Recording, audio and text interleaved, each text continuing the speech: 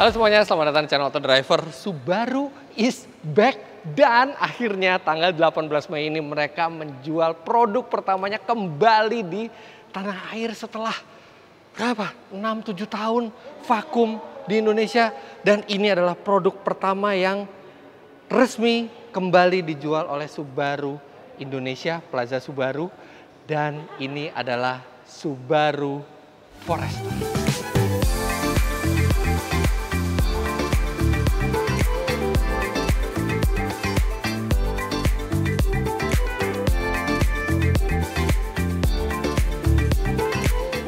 Forester ini hanya awalan saja bagi Subaru. Setelah ini mereka akan mulai melengkapi produknya untuk dijual di dalam negeri. Tapi senang sekali rasanya mereka mengeluarkan yang pertama ini langsung yang kelihatan paling cocok untuk medan Indonesia, yaitu di kelas medium SUV. Subaru Forester ini ada dua tipe yang dijual di Indonesia. Tipe terendah trimnya bernama L, itu harganya 579,5 juta rupiah. Sedangkan untuk tipe tertinggi, tipe S dengan EyeSight, itu dijual seharga 659,5 juta rupiah. Artinya dari segi pricing ini menarik, karena untuk tipe yang teratas memang dia sedikit di atas Honda CR-V, di atas Mazda CX-5 yang merupakan pesaing langsungnya.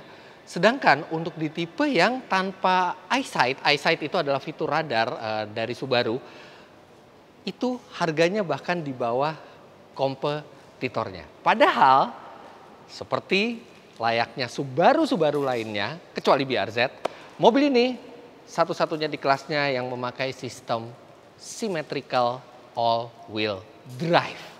Jadi ini mobil all-wheel drive, dan ini tepat sekali mobil ini masuk sekarang ke Indonesia bertepatan dengan APM baru dari Subaru, kemudian peraturan yang tidak lagi membebani bagi all-wheel drive sehingga harganya pun bisa kompetitif. Nah, bicara generasi, Forester yang ini adalah Forester generasi kelima. Forester generasi pertama itu bahkan dari akhir 90-an sudah ada. Di Indonesia itu terakhir itu dijual sampai generasi keempat. Sebelum APM sebelumnya berhenti beroperasi di Indonesia, dan tahun ini generasi kelima yang masuk bukan generasi 5 yang awal. Karena sebenarnya generasi 5 yang awal itu sudah dari tahun 2018, tapi kita langsung dapat yang model year 2022, yaitu sudah mengalami facelift. Jadi ini benar-benar model Subaru Forester yang paling segar, yang paling baru yang ada di dunia, dan sekarang dia akan masuk ke pasar yang cukup berat. Di sana ada Honda CR-V Turbo, walaupun CR-V sebentar lagi akan berganti model. Kemudian dia juga akan melawan Mazda CX-5 yang walaupun sudah lama tidak berganti model, tapi baru saja mengalami sedikit penyegaran. Kalau dilihat dari bentuknya, mobil ini bentuknya lebih terlihat tinggi. Kita nanti lihat detailnya ya. Dia terlihat tinggi dan terlihat dia siap untuk adventure atau petualangan, benar-benar terlihat seperti sebuah SUV. Dan kalau sepintas melihat mobil ini, tinggi sekali ya mobilnya. Sedangkan mobil zaman sekarang rata-rata dibikin agak rendah supaya pengendaliannya bagus. Tapi walaupun bodinya tinggi, salah satu rahasia kenapa Subaru itu memiliki pengendalian yang selalu baik adalah apa yang ada di balik kap mesin. Loh, ini unik sekali. Dia bukan membuka di atas grill, bukan di bawah grill, tapi di tengah grill. Jadi ada sebagian grill yang ikut terangkat. Dia belum pakai pegas, jadi masih manual seperti ini. Nah, jadi walaupun mobil ini posturnya itu tinggi, tapi pengendaliannya tetap bisa baik karena dua hal.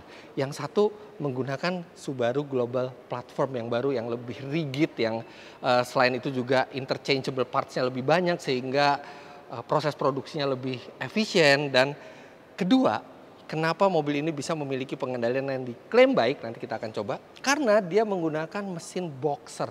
Mesin boxer itu seperti mesin V, tapi dia sudutnya 180 derajat. Jadi hasilnya adalah mesin yang sangat rendah di depan, dan ini bisa membuat center of gravity dari mobil turun. Dan ketika center of gravity mobil itu turun, maka kelimbungan akan berkurang. Artinya untuk mendapatkan pengendalian yang cekatan, dia tidak memerlukan suspensi yang keras. Jadi center of gravity yang rendah ini adalah salah satu ciri khas Subaru karena mesin boxernya ini. Dulu banyak yang bilang, waduh mesin boxer pasti ribet banget nih, ini untuk ganti businya aja dari samping dan susah sekali ya. Sekarang nggak usah khawatir karena sudah ada bengkel atau workshop resmi dari Subaru. Bahkan mobil ini dijual dengan warranty 3 tahun atau 100.000 km dan ada servis gratis sampai 50.000 km atau 3 tahun. Dan ada apapun tentang mobil ini, tidak usah khawatir karena sudah ada bengkel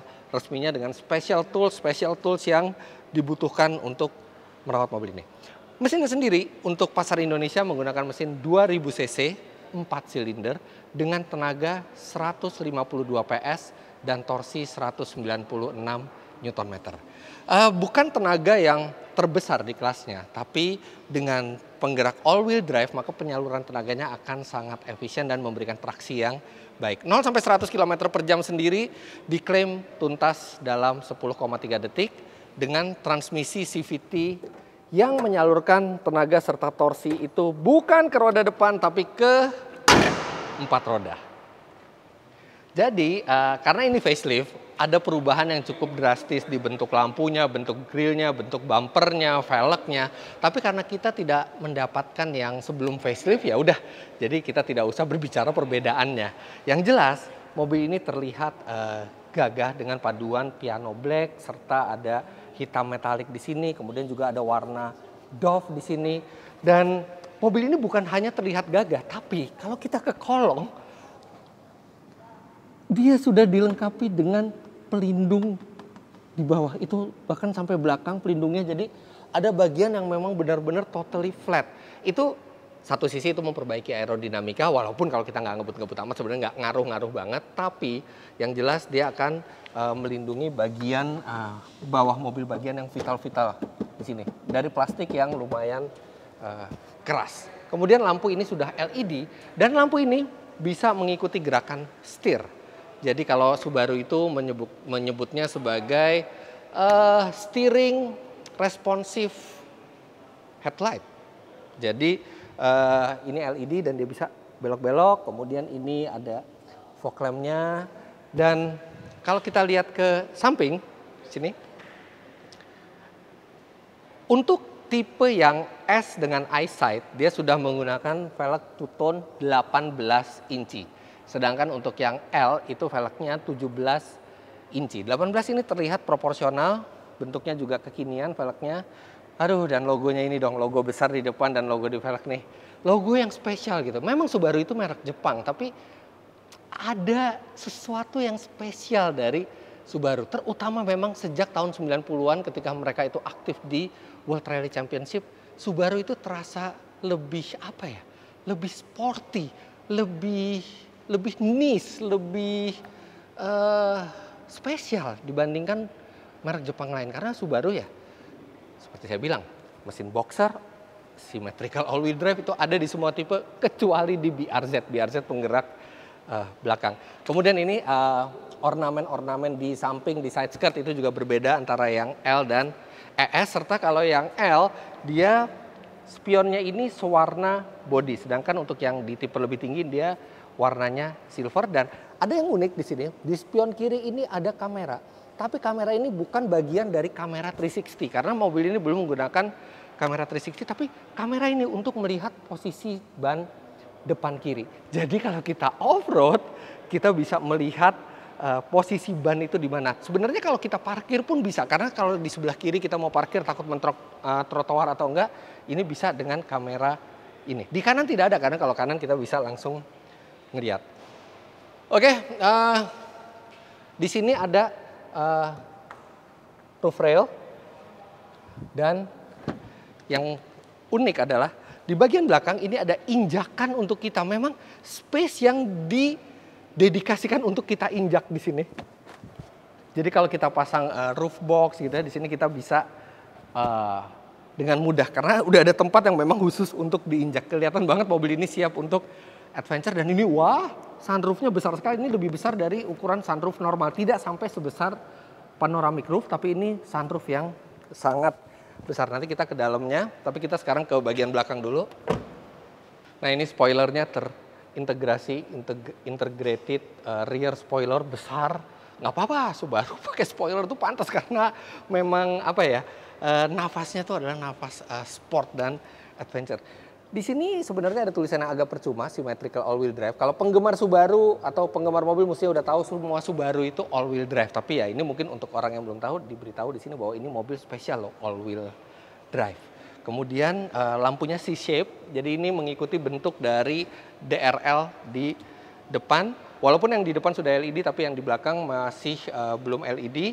Tapi dia sudah dilengkapi dengan lampu fog lamp belakang, dan ini sangat berguna ketika kita berkendara di hujan yang sangat deras atau kabut yang tebal. Banyak orang pakai hazard. No, hazard bukan cara yang aman. Yang aman adalah dengan menggunakan fog lamp belakang ini di keadaan hujan deras atau di keadaan kabut tebal. Ini kelihatan ya kacanya nih besar, jadi visibilitas pasti luas, dan dia untuk yang tipe teratas dia sudah electric tailgate. Kalau yang di L dia masih manual, dan ini bagasinya it's okay lah, bukan yang terlega di kelasnya, tapi ini masih cukup untuk membawa barang-barang kebutuhan karena di bawah sini masih ada ban serep yang full size. Dan di bawah decknya ini juga masih ada sedikit ruangan untuk menyimpan barang-barang yang kecil, dan di sini bisa kelihatan untuk tipe yang tertinggi dia sudah menggunakan audio dari Harman Kardon. Ini ada subwoofernya di belakang.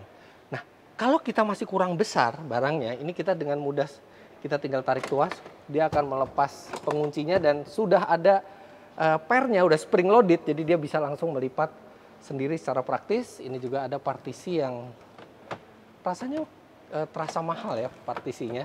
Serta ini mobil adventure, dia sudah ada soket 12 volt di sini untuk peranti kelistrikan, dan hooknya ini banyak sekali, hook ini 1, 2, 3, 4, 5, 6. Bahkan di sini juga masih ada hooknya.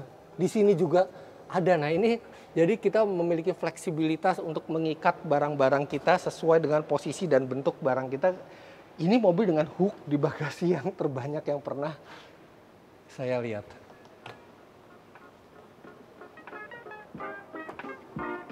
Sekarang kita masuk ke dalam.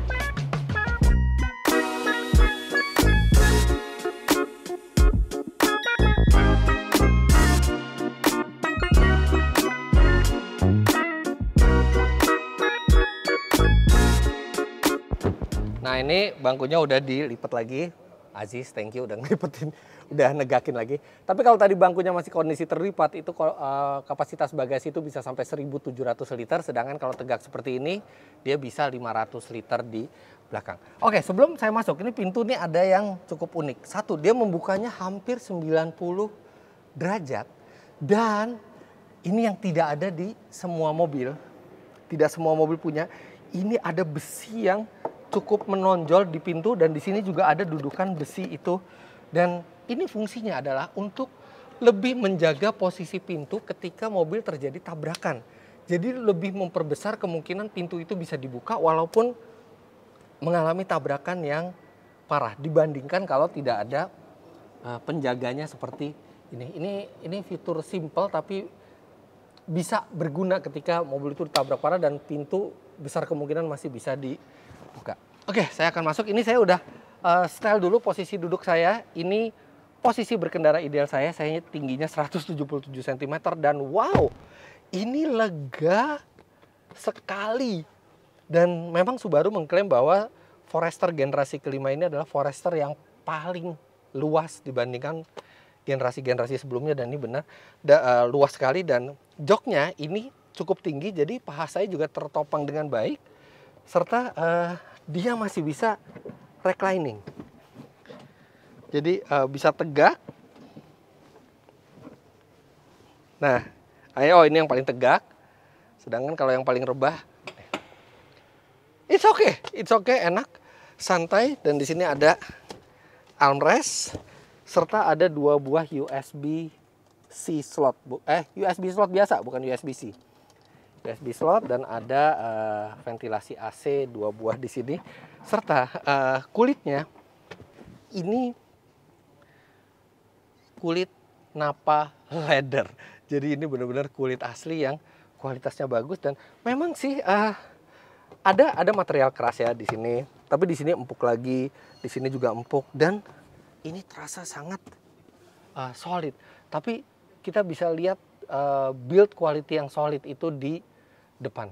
Oke, kita ke depan, tapi sebelumnya ini sunroof yang saya bilang sangat besar tadi bikin suasana kabin itu jadi lega dan mobil terlihat lebih mahal. Tapi memang sunroof ini hanya ada di tipe yang S. Oke, kita ke bagian depan. Nah ini, kulit Nappa leathernya. Tapi kalau yang L dia fabric, yang S ini yang kulit asli. Di sini juga ada kulit material empuk, dan di sini ini benar-benar kokoh. Build quality-nya memang bagus sekali, dan ada matte aluminium juga di sini untuk X mode-nya. Nanti saya akan jelaskan. Kemudian entertainment system tidak besar. Entertainment system ini cukup mungil, tapi dia sudah bisa Apple CarPlay dan Android Auto, walaupun ada old fashionnya juga nih, ada CD, kemudian tombol-tombol fisik semua gitu ya, tapi dia sudah bisa Apple CarPlay dan Android Auto. Tapi tenang, layar informasi bukan hanya di sini, tapi ada di depan nih, khasnya Subaru nih yang di dashboard, dan ini multi information display-nya besar, gambarnya juga animasinya juga bagus, dan dia bisa memberitahu beragam kondisi kendaraan di layar tengah situ, dan ada MID juga di tengah instrumennya. Instrumennya belum full digital, dia masih analog. Kemudian posisi berkendara dulu ya. Mobil ini bisa pengaturnya tilt, teleskopik, dan ini walaupun saya pakai sepatu tapi posisi berkendaranya ergonomis gitu, karena memang pengaturan dari teleskopiknya ini cukup jauh juga jangkauannya. Dan ini di setirnya, wah, banyak sekali yang bisa dimainkan. Ini yang di bawah untuk mengendalikan MID yang di instrumen. Kemudian ada tombol info itu untuk mengendalikan MID yang di tengah sini. Kemudian di kanan ini ada fitur EyeSight yang itu eksklusif hanya untuk yang tipe S seharga 659,5 juta rupiah. Dia sudah dilengkapi fitur radar yang lengkap, blind spot monitoring, kemudian lane departure warning, lane keep assist, kemudian adaptive cruise control. Jadi dia sudah bisa menjaga jarak aman ke depan ketika kita di jalan bebas hambatan yang mungkin tidak konsisten kecepatannya, serta dia bisa menjaga mobil tetap di lintasan. Jadi ini sudah menggunakan sistem semi autonomous. Anda bisa melepas setir walaupun setiap beberapa puluh detik sekali Anda tetap harus memegang setir untuk memastikan bahwa komputer tahu ada Anda di balik kemudi, karena tetap kita yang bertanggung jawab buat keselamatannya. Nah, untuk mode berkendara sendiri ada dua yang bisa disetel dari setir, yaitu Intelligent dan Sport SI, Sport Intelligent, atau pokoknya yang Intelligent itu kalau di mobil lain itu Eco Mode, kalau yang S ini yang Sport Mode. Tapi bukan itu aja. Di sini untuk tipe yang paling tinggi ada X Mode untuk di Snow, Dirt, atau di Snow Mud. Jadi tergantung kita di lumpur atau kita hanya di track yang kayak gravel, licin gitu, kita bisa pilih di sini. Kalau untuk yang L, dia ada X mode-nya juga, tapi hanya on atau off. Kalau di sini kita bisa pilih karena ya mobil ini all wheel drive. Jadi ketika kita ke snow dirt atau di snow mud, dia akan mengubah karakter pembagian tenaga supaya mobil itu memiliki performa serta traksi yang terbaik untuk permukaan jalan tersebut. AC ini sebenarnya sudah climate control, tapi memang tidak ada display digitalnya. Jadi dia display digitalnya ada di ini. Nah, ini kalau kita lihat di sini. Nah, display digitalnya ada di multi information display di sini. Jadi bukan di sini, tapi dia sudah climate control, dan ini tombol-tombol fisik ya. Ya mungkin tidak terlihat modern seperti mobil kekinian yang sudah digital semua, tapi ini pengoperasiannya sangat mudah. Anda nggak perlu lihat ke tombolnya, Anda bisa mengoperasikan semuanya, dan semua bisa dilihat di situ tampilannya. Sekarang sekalian kita udah ada, kita lihat aja ada tampilan apa. Ada tampilan all wheel drive-nya. Jadi kita tahu tenaga itu kemana aja sekarang, dan ada kemiringan mobil juga, ada water temperature, oil temperature, ada pedal gas persentasenya ada, terus ada kompas, ada entertainment system info, kemudian ada konsumsi bahan bakar, ininya apa, displaynya untuk catatan konsumsi bahan bakar, ada jam, dan ada kondisi mobil secara keseluruhan, fitur mana saja yang menyala, fitur mana saja yang tidak diaktifkan, dan di sini juga kelihatan ada auto high beam. Jadi kalau lampu, kita pakai lampu jauh yang auto, ketika ada mobil dari depan dia langsung turun lampunya supaya tidak menyilaukan pengendara di depan. Lampu sudah auto, kemudian wiper sudah auto, dan yang unik di Subaru ini rasa Eropa karena walaupun dia mobil Jepang tapi sennya ada di sebelah kiri, dan triple turn signal lamp juga sudah termasuk dalam keadaan standar. Ini transmisinya bisa diubah ke mode manual dan ada pedal shift juga, serta di sini ada tombol view. Nah, ini view ini untuk melihat tadi yang kamera depan, kamera depan, serta melihat bagian ban kiri depan. Ini cheat mode nih kalau lagi off-road nih, kita bisa ngelihat posisi bannya ada di mana. Di bagian kanan di sini ada auto, bukan auto ya, ada headlight leveling, kemudian juga ada pembatas bukaan bagasi. Jadi bukaan bagasi itu bisa kita batasi sampai seberapa kalau misalnya kita tinggal di rumah yang atapnya mungkin tidak terlalu tinggi.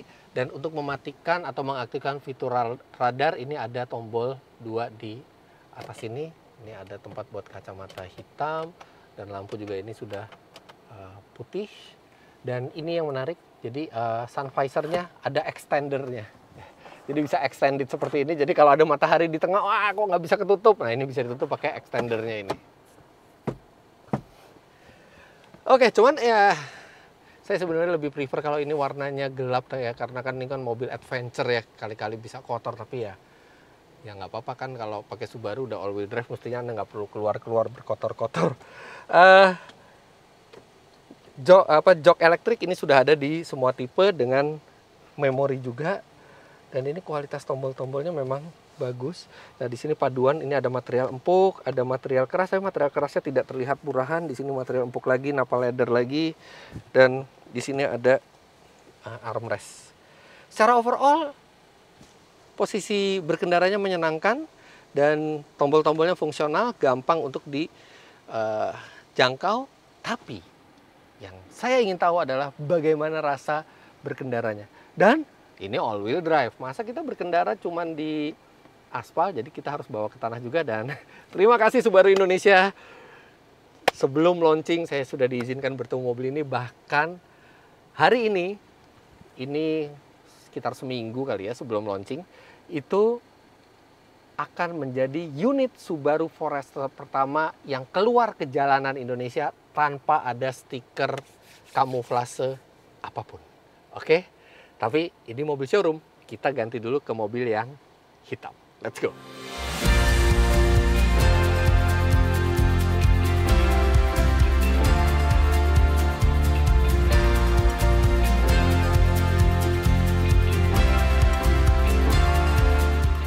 Oke, kita bawa keluar untuk pertama kalinya Forester ini. Jadi ada dua mobil tesnya, ada yang hitam dan ada yang biru. Tapi mendadak saya pilih yang biru seperti yang saya bawa. Kenapa? Karena dia yang tipe L. Jadi ini yang tipe yang paling basic. Kalau secara penggerak, transmisi, suspensi, steering semua sama. Yang beda kan cuman kemewahannya aja. Nih joknya bukan kulit, kemudian tidak ada sunroof, kemudian dia juga audionya bukan Harman Kardon ya, nggak terlalu krusial lah. Tapi yang core-nya Subaru itu ya tetap ada all wheel drive, mesin boxer, Subaru Global Platform, eyesight-nya aja juga nggak ada di sini. Ya mungkin kalau misalnya buat orang yang tidak terlalu sering jalan di jalan tol gitu, atau memang menggunakan Forester ini untuk ke forest sesuai namanya gitu ya, mungkin nggak akan terlalu banyak butuh fitur radar gitu. Dan saya pengen nyoba tipe yang termurah dengan harga 579,5 juta rupiah ini. Ini dia nih, baru keluar itu kerasa bantingannya empuk. Iya. Nah, kenapa bantingannya empuk? Karena untuk mendapatkan pengendalian yang bagus dengan center of gravity yang rendah seperti tadi saya bilang, itu tidak perlu suspensi yang keras. Dan kelimbungannya tuh sangat minimal dengan pengendalian yang tetap presisi. Transmisi CVT-nya juga cukup responsif. Nah, sekarang kalau misalnya kita masukin ke sport mode dan kita akselerasi, ya it's okay lah. Akselerasinya jelas bukan yang tercepat di kelasnya. Dia tenaganya hanya 152 PS, tapi cukup memadai. Dan mestinya ketika di jalan yang licin, power itu bisa ditransfer ke ban secara lebih efisien dan traksinya juga optimum karena all wheel drive. Jadi kalau ditarik keras memang akselerasinya tidak pelan ya, tapi bukan yang menggetarkan jiwa gitu, nggak kenceng-kenceng amat. Cuman ini bantingannya empuk, setirnya enteng, visibilitasnya luas, dan ini sennya salah, sennya di kiri. Dan ini ketika dipakai di jalan normal pelan seperti ini, itu transmisi CVT-nya cukup responsif. Jadi nggak perlu takut lambat gitu ya. Enggak, mobil ini sama sekali tidak lambat, tapi ya tidak kencang juga, normal aja. Peredaman suaranya bagus, peredaman suara dari luarnya bagus. Saya nggak sangat sedikit, hanya samar-samar kelihatan nih ada motor, hanya kedengeran sedikit kalau kita gas.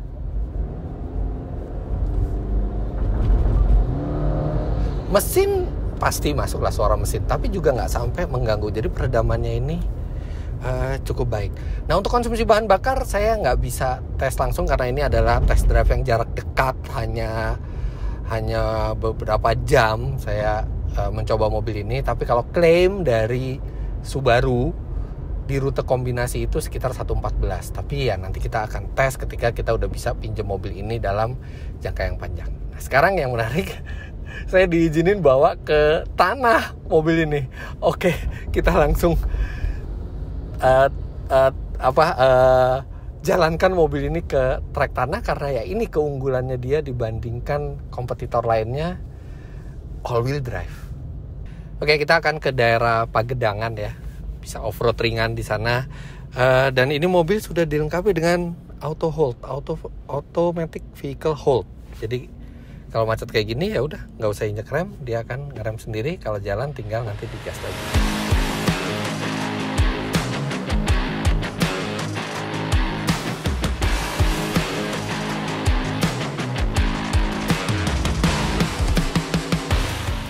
Oke, kita langsung cemplungin aja mobil yang bahkan belum launching pada saat saya nyoba ini ke trek off-road Pagedangan. Aduh, habis hujan lagi nih, jadi agak basah-basah dikit. Nggak apa-apa, ini juga bergelombang jalannya, tapi no problem karena satu, dia ground clearance-nya 220 mm. Kemudian dia juga ada deck pelindung di bawahnya. Dan yang paling penting adalah all-wheel drive. Jadi di trek-trek licin seperti ini kalau kita gas, langsung maju dia, nggak kehilangan traksi sama sekali. Oke, kita pakai X mode. Dia emang kalau yang L dia tidak bisa diatur untuk mud atau untuk snow atau untuk dirt, tapi di sini yang penting X mode-nya udah aktif. Minimal ini udah mode off-road sekarang. Iya, traksinya tuh ada terus dan suspensinya nih empuk. Jadi bukan cuma empuk di jalan, begitu dibawa di jalan rusak seperti ini juga empuk suspensinya. Dan ini menyenangkan karena kan biasanya ini mobil bukan buat off-road berat ya. Ini mobil bukan diciptakan untuk off-road yang ekstrim, tapi ini untuk off-road ringan, untuk membuat Anda lebih fleksibel bisa ke segala medan dengan all-wheel drive ini. Oke. Kita miringkan.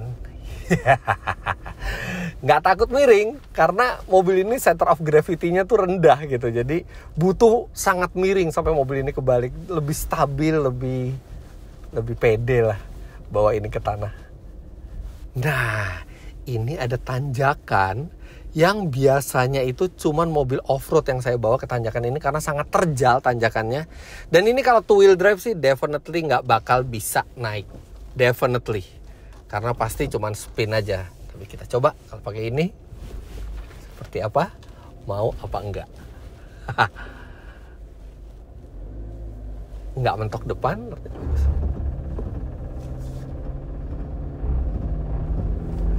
Mencari traksi. Mencari traksi terus. Dia cari traksinya.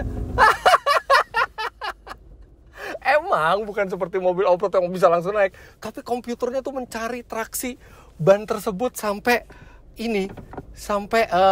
dapat traksinya. Kita coba lagi. Tuh, videografer barusan turun. Kita tahu.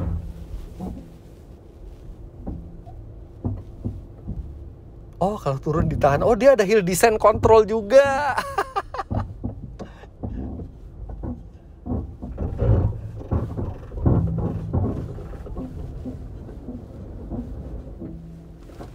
Oke. Sekarang kita coba lagi. Kita masukkan X mode. Udah X mode ini. Oke. Sudah X mode. Kita pakai gigi satu aja. Sekarang kita akan coba naik lagi. Oke. Dia membaca,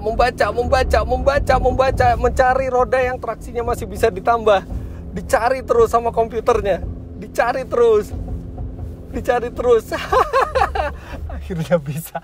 Kita tinggal ngegas aja sambil miringin setir. Iya, jadi seperti saya bilang, memang nggak akan semudah mobil yang spek off-road dengan ban off-road semua. Tapi naik, ini tanjakan terjal sekali. Dan ini di depan, waduh.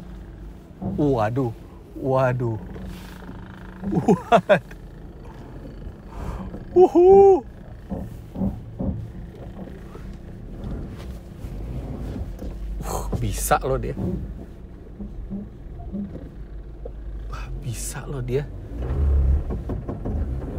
loh dia. Wow. Ini nggak enteng loh nih. Ini medan yang udah cukup berat loh. Ini yang biasa buat off-road challenge kalau saya pakai mobil yang benar-benar proper mobil off-road loh. Tapi ini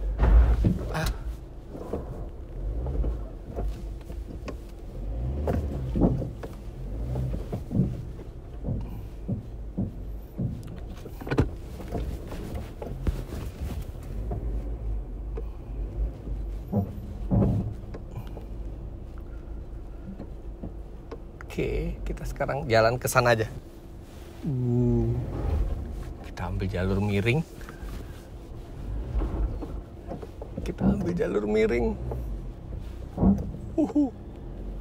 Bisa loh.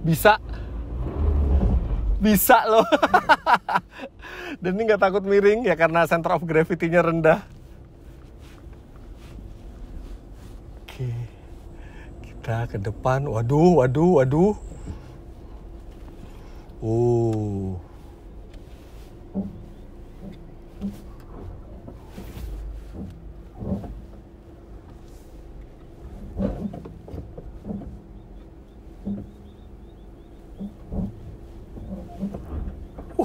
Bisa dia.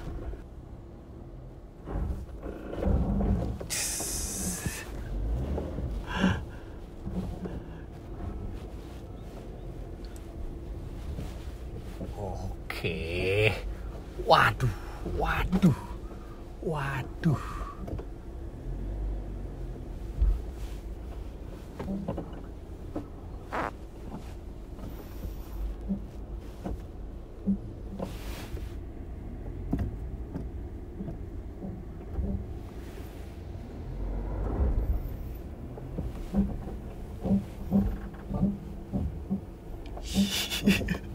Ini off-road berat ini.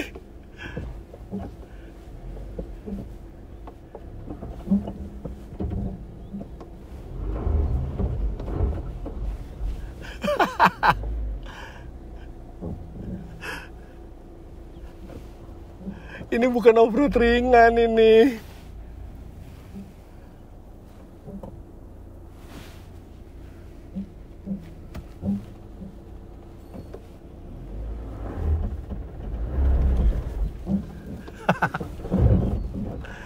Wow. Wow. Ini mobil standar loh. Ini mobil standar pabrik. Bener-bener nggak dimodifikasi. Bannya juga ban aspal. Wow. Ini ban aspal ini. Keren. Tanya Aziz nih di sini. Ziz, nggak ini kan Ziz? Nggak enteng kan medannya? Enggak, ini susah. Susah ya? Susah. Iya. Dan wah, ini sih more than capable buat ke jalan off-road. Nice, very nice. Oke, kita langsung jalan ke jalan raya lagi. Sudah off-road proven. Minimal buat yang nggak ringan ya, buat yang medium aja sih masih sangat layak ini mobil. Terima kasih Subaru. Let's go.